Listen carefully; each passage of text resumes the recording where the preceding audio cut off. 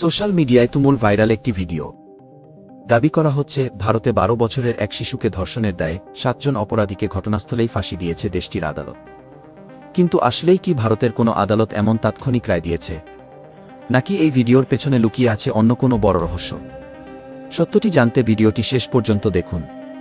দর্শক, স্বাগতম আপনাকে শিহাব রিপোর্টিংয়ে। সম্প্রতি ফেসবুক এবং ইউটিউব সহ বিভিন্ন সামাজিক যোগাযোগ মাধ্যমে একটি ভিডিও ক্লিপ ব্যাপকভাবে ছড়িয়ে পড়েছে।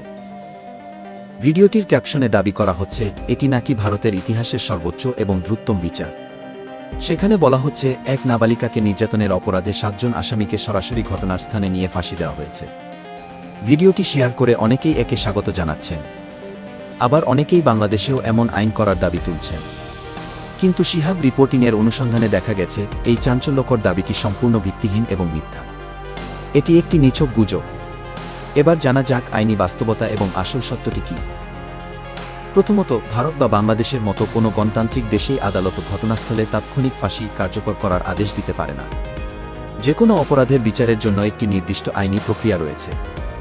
ভারতের প্রচলিত আইন অনুযায়ী নিম্ন আদালত কাউকে মৃত্যুদণ্ড দিলেও আসামি উচ্চ আদালতে আপিল করার সুযোগ পান। এমনকি সুপ্রিম কোর্টের রায়ের পর রাষ্ট্রপতির কাছেও প্রাণ ভিক্ষার আবেদন করা যায়। এই পুরো প্রক্রিয়া শেষ হতে সাধারণত কয়েক বছর সময় লাগে। দ্বিতীয়ত, ভারতের আইন অনুযায়ী ফাঁসি সবসময় নির্দিষ্ট কেন্দ্রীয় কারাগারের ভেতরে সম্পূর্ণ গোপনে কার্যকর করা হয়। জনসমক্ষে বা ঘটনাস্থলে ফাঁসি দেওয়া ভারতের সুপ্রিম কোর্টের নির্দেশনা অনুযায়ী সম্পূর্ণ অসাংবিধানিক। তাহলে প্রশ্ন আসে, ভাইরাল হওয়া ভিডিওটি আসলে কিসের? খোঁজ নিয়ে জানা গেছে ইন্টারনেটে ছড়িয়ে পড়া এই দৃশ্যটি কোনো বাস্তব ঘটনার নয়। এটি মূলত একটি সিনেমা শুটিং অথবা কোনো সচেতনতামূলক মহড়ার অংশ। সামাজিক যোগাযোগ মাধ্যমে সস্তা ভিউ এবং ফলোয়ার পাওয়ার জন্য কিছু পেজ ও আইডি এই ভিডিওতে বিভ্রান্তিকর ক্যাপশন যুক্ত করে প্রচার করছে। কোনো সত্যতা না জেনেই সাধারণ মানুষ আবেগপ্রবণ হয়ে এই গুজব শেয়ার করছেন। তাই যে কোনো সংবেদনশীল বিষয় শেয়ার করার আগে অবশ্যই তার সত্যতা যাচাই করে নেওয়া উচিত।